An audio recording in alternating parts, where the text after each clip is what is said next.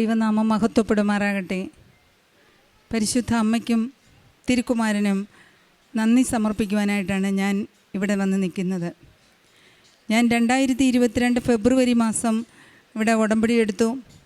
ഞാനിതിനു മുമ്പ് 2 പ്രാവശ്യം സാക്ഷ്യം പറഞ്ഞിട്ടുണ്ട്. ഇത് 3ാമത്തെ സാക്ഷ്യമാണ്. എൻ്റെ പേര് അനില.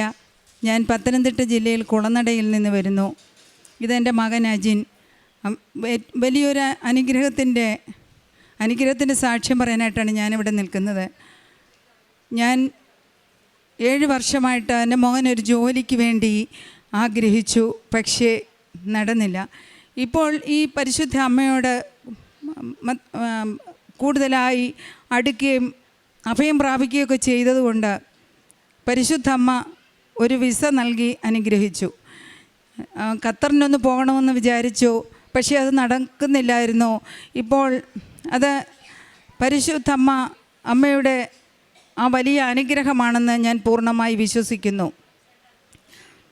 എല്ലാ ദിവസവും രാവിലെയുള്ള പ്രാർത്ഥനയും വൈകിട്ടത്തെ പ്രാർത്ഥനയും ഉടമ്പടി ധ്യാനവും പിന്നെ അച്ഛൻ്റെ രാവിലത്തെ ഡെയിലി ബ്രെഡും അതും സാക്ഷ്യങ്ങളും ഒക്കെ കേൾക്കുമായിരുന്നു. പക്ഷേ എൻ്റെ മോനെ സംബന്ധിച്ച് പറയുമ്പോൾ അവന് ഈ സാക്ഷ്യങ്ങളൊന്നും കേൾക്കാതെ ഒക്കെ ഇരിക്കുമായിരുന്നു. ഇപ്പോൾ അച്ഛൻ്റെ ടോക്കൊക്കെ കേൾക്കും, സാക്ഷ്യങ്ങളൊക്കെ കേൾക്കും. അതുമാത്രമാണിപ്പോൾ കേൾക്കുന്നത്. അതുകൊണ്ട് വളരെ പെട്ടെന്ന് തന്നെ പരിശുദ്ധ അമ്മ ഒരു വിസ നൽകി അവനെ അനുഗ്രഹിച്ചു. ഈ ആഴ്ച പോകണമെന്ന് വിചാരിക്കുന്നു.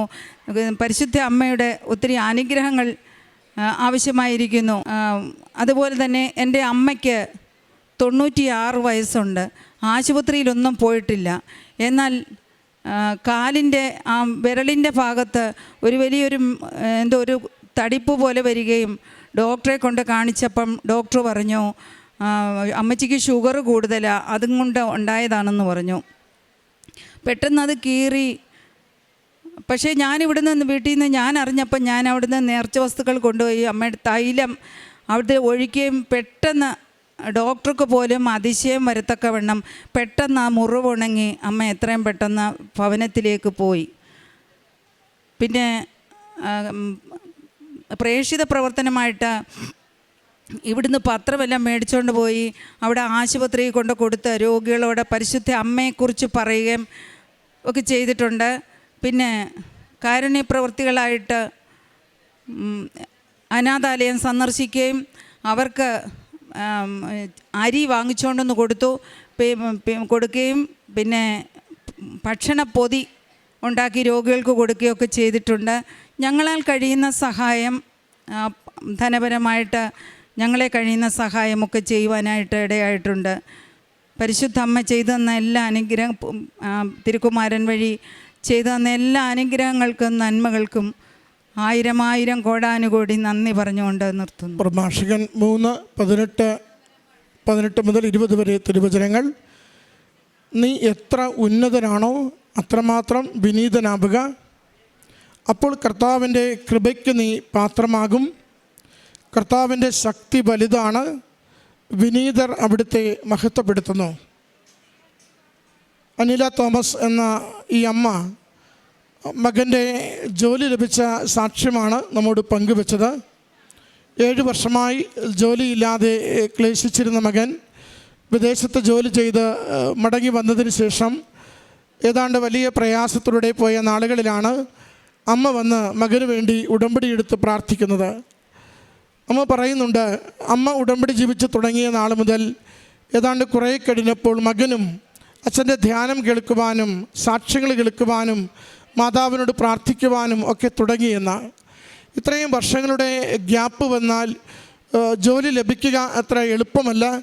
എങ്കിലും അമ്മയുടെ കരങ്ങളിലേക്ക് നിയോഗം കൊടുത്ത് പൂർണ്ണമായി ശരണപ്പെട്ടുകൊണ്ട് ഈ കുടുംബം എല്ലാ തടസ്സങ്ങളും നീക്കി സമയച്ചുരുക്കത്തിൻ്റെ അമ്മ സഞ്ചാരി മാതാവ് നല്ലൊരു ജോലി വിദേശത്ത് നൽകുന്നതിന് വേണ്ടി പ്രാർത്ഥിച്ചു കൊണ്ടിരുന്നു. അത് ഈ നാളുകളിൽ മകന് അമ്മ അനുവദിച്ച് നൽകിയതിൻ്റെ സന്തോഷമുള്ള സാക്ഷ്യമാണ് സഹോദരി ആദ്യം അൾത്താരയിൽ സൂചിപ്പിച്ചത്. രണ്ടാമത്തത് 96 വയസ്സുള്ള സഹോദരിയുടെ അമ്മയുടെ ഒരു സൗഖ്യവിശേഷമാണ് പങ്കുവെച്ചത്.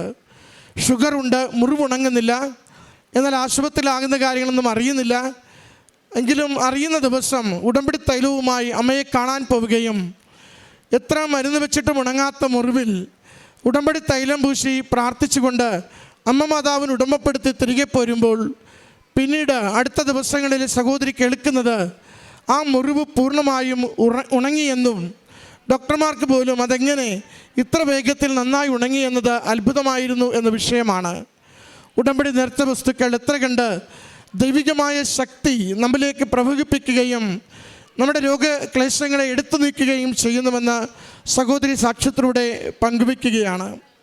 ഉടമ്പടി ജീവിതത്തിൻ്റെ ഒരു പ്രധാനപ്പെട്ട മേഖലയാണ് കാരുണ്യ പ്രവൃത്തികൾ എന്ന് പറയുന്നത്. നമ്മൾ ഉടമ്പടി ജീവിതത്തിലേക്ക് വരുമ്പോൾ എപ്പോഴും ധ്യാനത്തിൽ അച്ഛൻ സൂചിപ്പിക്കും, ഇത് ചൊല്ലിക്കൂട്ടുന്ന പ്രാർത്ഥനയുടെ ഒരു രീതിയല്ല, മറിച്ച് ദൈവസ്നേഹത്തിൻ്റെ പ്രവൃത്തികളാൽ സമ്പന്നമാകുന്ന, ദൈവനാമത്തെ മഹത്വപ്പെടുത്തിക്കൊണ്ട് ജീവിതത്തെ വിശുദ്ധീകരിക്കുന്ന, ഈ നാളുകളെ വീണ്ടെടുക്കുവാൻ ദൈവം സഭയ്ക്ക് നൽകിയിരിക്കുന്ന വലിയ പദ്ധതിയാണെന്ന്. അതിൽ ഏറ്റവും പ്രധാനപ്പെട്ടൊരു മേഖലയാണ് കാരുണ്യ പ്രവൃത്തികളുടേത്. നമ്മൾ പൊതുവെ നമുക്കുള്ളത് മറ്റുള്ളവർക്ക് കൊടുക്കുക എന്നത് വളരെ പ്രയാസമുള്ള കാര്യമാണ്. 10 രൂപ നമ്മൾ വേണമെങ്കിൽ കൊടുത്തേക്കും, 100 രൂപ കൊടുക്കാൻ നമുക്ക് പ്രയാസമായിരിക്കും. അത് 1000 ആണെങ്കിൽ 2 തവണ 3 തവണ ചിന്തിക്കും. അത് 10,000 ആണെങ്കിൽ നന്നായി ഉള്ളുകൊണ്ട് നിലവിളിക്കും. നമ്മുടെ രീതി എപ്പോഴും അതങ്ങനെ തന്നെയാണ്. ഒന്നും കൈവിട്ട് കളിക്കാൻ നമുക്കത്ര താല്പര്യമല്ല.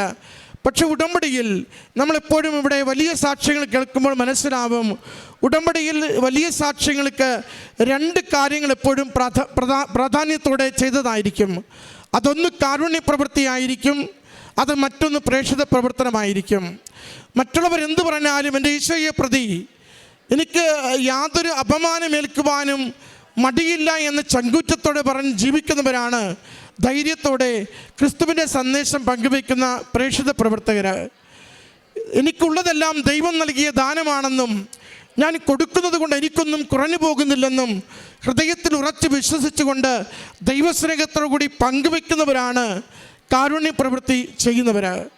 അത് ശരീരത്തെ, മാംസത്തെ പൊള്ളും വിധം, തൊടും വിധം കൊടുക്കുവാനായിട്ട് തയ്യാറുള്ളതാണെങ്കിൽ ഉടമ്പടിയുടെ നിയോഗങ്ങൾ വേഗം ഫലമണിയുന്നത് കാണാനാകും. ഒരപ്പച്ചൻ ഏതാണ്ട് ഒരാഴ്ച മുമ്പ് സാക്ഷ്യം പറയുമ്പോൾ സൂചിപ്പിക്കുന്നുണ്ട്, ഞാൻ ഒരു നിയോഗം, എൻ്റെ ഒരു പുരയിടം അത് വിറ്റുപോകാൻ വേണ്ടി അമ്മയോട് പ്രാർത്ഥിച്ചിരുന്നു. ഞാനതിന് അമ്മയ്ക്ക് കൊടുത്ത വാക്ക്, വിറ്റുപോകുമെങ്കിൽ 25 സെൻറ്റ് വീതം ഞാൻ 10 പേർക്ക് കൊടുക്കുമെന്നാണ്. മലമ്പ്രദേശത്തുള്ള അപ്പച്ചനാണ്, പുരയിടമുണ്ട്, അത് വിറ്റുപോകാതെ 6-7 വർഷമായി കഷ്ടപ്പെടുന്നു. ഉടമ്പടി എടുത്ത നിയോഗത്തിൽ അപ്പച്ചൻ എഴുതിയിരുന്നു, ഇത് വിറ്റുപോയാൽ വീടില്ലാതെ ക്ലേശിക്കുന്നവർക്ക് വേണ്ടി 25 സെൻറ്റ് വീതം ഞാനത് 10 പേർക്ക് കൊടുക്കുമെന്ന്. അപ്പച്ചൻ പറഞ്ഞു, ഞാനിവിടെ സാക്ഷ്യം പറയുന്നത് ആ 10 വീടുകൾക്ക് 25 സെൻറ്റ് വീതം ഞാൻ കൊടുത്ത് ആധാരം ചെയ്ത് അവർക്ക് നൽകിയതിന് ശേഷം എൻ്റെ അമ്മ മാതാവിന് നന്ദി പറയുകയാണ്. മറ്റൊരു ദമ്പതികൾ ഇവിടെ വന്ന് സാക്ഷ്യം പറയുമ്പോൾ അവർ സൂചിപ്പിച്ചു, ഞങ്ങളൊരു നിയോഗം അമ്മ മാതാവിനെ ഏൽപ്പിച്ചു. അമ്മയോട് പറഞ്ഞു, ഉടമ്പടി ജീവിതം ഇങ്ങനെ ചെയ്ത് മുന്നോട്ട് വന്ന അച്ഛൻ്റെ ധ്യാനം കൂടിയപ്പോൾ മനസ്സിലായി, കാരുണ്യ പ്രവൃത്തി എന്തെങ്കിലും 2-3 പൊതിച്ചോറ് കൊടുക്കുന്നതിലല്ല, എപ്പോഴെങ്കിലും ആർക്കെങ്കിലും ഒരു 50 രൂപ കയ്യിൽ വെച്ച് കൊടുക്കുന്നതിലല്ല, മറിച്ച് ജീവിതത്തെ അറിഞ്ഞുകൊണ്ട് കുടുംബത്തെ ബാധിച്ചുകൊണ്ട് കരുണ കാണിക്കുവാനുള്ള ധൈര്യം കിട്ടുമ്പോഴാണ് അതിന് ബലമുണ്ടാകുന്നതെന്ന്.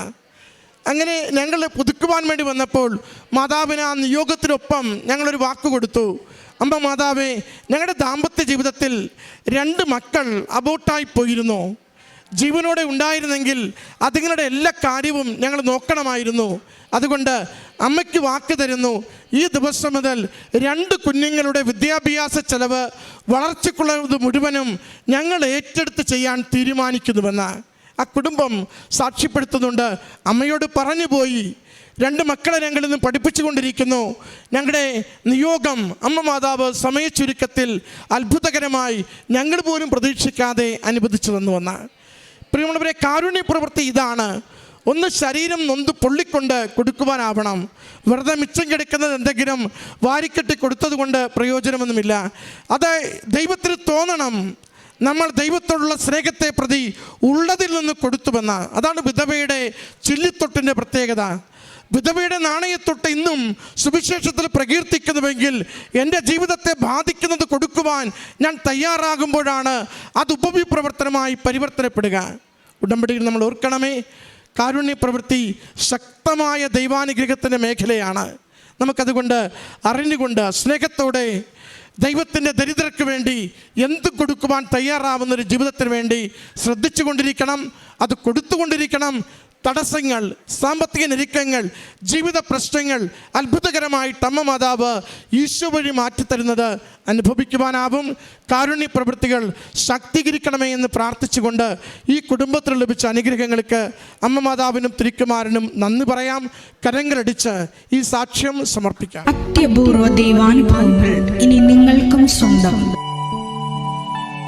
ഈ യൂട്യൂബ് ചാനൽ ഇതുവരെ സബ്സ്ക്രൈബ് ചെയ്തിട്ടില്ലെങ്കിൽ ഇപ്പോൾ തന്നെ സബ്സ്ക്രൈബ് ചെയ്യുക. ഈ വീഡിയോ ഇപ്പോൾ തന്നെ നിങ്ങളുടെ സുഹൃത്തുക്കൾക്ക് ഷെയർ ചെയ്തുകൊണ്ട് കർത്താവിൻ്റെ പ്രേക്ഷിതരാകുക.